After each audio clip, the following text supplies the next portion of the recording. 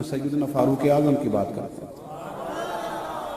ایسا نہیں کہ بندہ کچا ہے، نہ حضور نے فرمایا عمر کی زبان پر تو رب نے حق جاری فرما دیا ہے، فاروق جو کہہ دیں اللہ اس کے مطابق قرآن نازل کر دیتا ہے۔ امام سیوطی نے ان آیات کی تفصیل لکھی ہے جو حضرت عمر کی رضا کے مطابق نازل ہو گئی، لیکن حضرت عمر کے سامنے ایک بی بی لائی گئی، اس نے زنا کیا، سیاستہ میں روایت، حضرت فاروق اعظم نے حد جاری کر دی، فرمایا لے جاؤ اسے سنسار کرو یا کوڑے مارو۔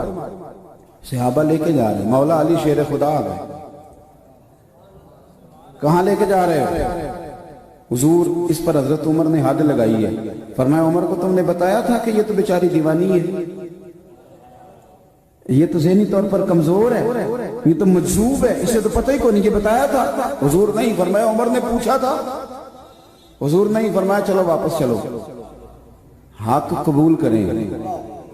حضرت مولا علی شیر خدا واپس لائے، فرمایا عمر فیصلہ کرتے ہو پوری بات کیوں نہیں پوچھتے؟ آپ نے کہا لی کیا ہوا؟ فرمایا تم نے اس عورت پہ حد لگائی؟ حضور لگائی۔ فرمایا تمہیں پتہ ہے یہ مجذوب ہے، دیوانی ہے، مرفوع قلم ہے، اس پر حد نہیں لگتی۔ عرض کی کہ حضرت عمر فاروق فرمانے لگے مجھے تو پتہ ہی نہیں، تو آپ فرمانے لگے پہلے پتہ کیا کرنا پھر معاملہ طے کیا کر۔ تو حضرت عمر نے کوئی بہانہ نہیں کیا، بہانے بھی ہوتے ہیں نا، انہوں نے مینوں صحیح نہیں گل دسی، اے بندے نے مینوں انج کیا سی، کوئی بہانہ نہیں لگایا۔ عمر نیچے اترے اور سجدے میں گر گئے، یا اللہ عمر کو معاف کر دے، یا اللہ عمر کو معاف کر دے۔ اور پھر چمکتے ہوئے جملے سیدنا فاروق اعظم کے فرمانے لگے لوگو آج اگر علی نہ ہوتا تو عمر ہلاک ہو جاتا، آج اگر علی نہ ہوتا تو عمر ہلاک ہو جاتا۔ بات کو سمجھے، آپ قبول کریں اگر آپ تک، شکر کریں حق اگر کسی تک آ گیا، حق کو مانیں اور ڈٹنا سیکھیں اور حق بات کہنا سیکھیں اور کہیں آپ حق بات۔ یزید وہ والا نظام لے کے آ رہا تھا جو دبئی میں ہے، جو شارجہ اور مسقط میں ہے، مسجد بھی بڑی، شراب خانہ بھی بڑا، وہ والا نظام چاہتا تھا۔ ہمارے حکمران کہتے ہیں نا جی مسجد کھلی ہوئی ہے، مولوی ادھر چلے جائیں پر ادھر جانے سے بھی لوگوں کو نہ روکے، یہ والا ماحول یزید چاہتا تھا۔ وہ کہتا تھا کہ میں کسی کو اس نے مسجد نبی میں نماز تو ایک دن بھی بند نہیں کرائی، وہ تو امام حسین کے بعد جب اس نے حملہ کیا تو معاملات الگ ہیں، کسی مسجد میں نماز نہیں روکی۔ وہ تو یہ چاہتا تھا کہ تھوڑی مرضی بھی کرنے دو، تو امام علی مقام نے فرمایا یہ نظام مصطفیٰ ہے، اس نظام میں مرضی مصطفیٰ کریم کی چلے گی، تیری نہیں چلے گی۔ لوگ کہتے ہیں کہ یزید نے فلانی شے کا حکم نہیں دیا، تو میں نے کہا چلو اتنا ہی مان لو کہ یزید نے عبید اللہ ابن زیاد کو گورنر تو بنایا تھا کہ نہیں؟ یہ تو کہا تھا کہ نہیں کہ حسین کو کوفے میں داخل نہ ہونے دینا، یہ تو کہا تھا نا میری بیعت لینا۔ تو آپ کس طرح اسے اس کی صفائی پیش کرتے ہیں؟ اس بدبخت نے تو یہ سارے کارنامے کیے۔ اور پھر امام علی مقام رضی اللہ تعالیٰ عنہ اگر اس مقام پر تھوڑی دیر کے لیے بھی اس ظالم کی، فاسق اور فاجر کی بیعت کر لیتے، اچھی طرح میری بات سمجھ لیں، تو آج سارے حکمرانوں کے لیے دروازہ کھل جاتا، سب کے کھل جاتا دروازہ۔ لوگ کہتے ہیں کہ جناب ہم نہیں مسلمان، مولوی صاحب آپ زیادہ عاشق رسول ہیں۔ میں نے کہا تو نرا مسلمان ہے، تو یزید تو جامع مسجد دمشق کا خطیب تھا، وہ تو جمعے پڑھاتا تھا، وہ تو پگڑی داڑھی والا تھا، وہ تو بڑے بڑے خطبے دیتا تھا، لیکن امام حسین نے فرمایا نری تیری اچھی اچھی باتوں سے بات نہیں بنے گی، نظام مصطفیٰ پہ پورا پورا چلنا پڑے گا، تجھے وہ کردار بھی دکھانا پڑے گا جو اصل کام ہے۔ پھر چیزیں بلیک میل کرتی ہیں انسان کو، ہم انسان ہیں، کمزور پڑ جاتے ہیں۔ نبی پاک صلی اللہ علیہ وسلم نے فرمایا اولاد آدمی کو بزدل کر دیتے ہیں، بڑی جگہوں پہ انسان کمزور پڑتا ہے۔ یہ وطن چھوڑنا ایک بہت بڑا مشکل کام ہے۔ کرائے کے مکان سے عورتیں جب نکلتی ہیں تو روتی ہوئی نکلتی ہیں، کرائے کا مکان ہوتا ہے پر روتی ہوئی وہاں سے باہر آتی ہیں۔ میرے بھائی امام حسین کو مدینہ چھوڑنا پڑا، اور آپ کو ایک بات بتاؤں، ایک قربانی امام حسین کی سنو۔ مدینے میں امام حسین رہتے تو بہت بڑا لشکر بنتا امام حسین سے۔ حضرت عثمان غنی رضی اللہ تعالیٰ عنہ کو لوگوں نے کہا تھا کہ یہ مٹھی بھر لوگ ہیں جنہوں نے آپ کے گھر کا محاصرہ کیا ہوا ہے، آپ ہمیں اجازت دیں ہم انہیں قتل کر دیں۔ پتہ ہے حضرت عثمان غنی نے کیا فرمایا؟ فرمانے لگے نبی پاک صلی اللہ علیہ وسلم نے فرمایا تھا ایک مینڈا ہوگا، ایک بکرا جس کی وجہ سے مدینے میں خون بہے گا، فرمایا میری جان جاتی ہے تو جائے، میں مصطفیٰ کے مدینے میں خون نہیں بہنے دوں گا۔ حضرت امام حسین رضی اللہ تعالیٰ عنہ کی پہلی قربانی یہ ہے کہ انہوں نے مدینے میں کسی قسم کی کوئی کسی کو بدامنی کرنے کی اجازت، وہاں سے نکلے سیدھے جا سکتے تھے مینا، 8 ذی الحج کو زور کی نماز حاجی مینا میں پڑھتے، جاتے بڑا لشکر بن جاتا، لیکن امام حسین نے فرمایا میں حج کے اجتماع کو بھی اس کام کی نظر کرنے نہیں دوں گا، قربانی دی۔ امام حسین کربلا میں آئے، اپنی بھوک سہی جاتی ہے، بچوں کی نہیں سہی جاتی، پر امام حسین کے بچے 3 دن بھوکے پیاسے رہے۔ ساری باتوں کو وہ جانتے تھے، انہیں پتا تھا کہ جنہوں نے مجھے روک لیا ان کے ارادے کوئی ٹھیک نہیں، بڑی تکلیف سہی۔ ہمارے ملک میں 65% لوگ ڈپریشن کے مریض ہیں، چھوٹی چھوٹی باتوں پہ لوگ ٹینشن لے جاتے ہیں۔ میں اکثر کہا کرتا ہوں کہ یہاں کسی کا کٹا ہوا ہاتھ پھینک دیا جائے تو لوگ اٹھ کے ڈر کے دوڑ جائیں، ہاتھ خوف کھائے گا مجمع، لیکن امام حسین کا تو سر کٹ گیا۔ ہم بیان کر دیتے ہیں، آپ سن لیتے ہیں، کبھی سوچا ہے؟ ہمارے قومی جو چینل ہے نا پاکستان میں، پیمپرا نے پابندی لگائی ہے کہ کوئی لاش اگر پورا کٹ جائے نا اس کا جسم، تو قومی ٹی وی پہ اسے دکھانے کی اجازت نہیں، وہ دائرہ لگا کے دکھاتے ہیں۔ کیوں؟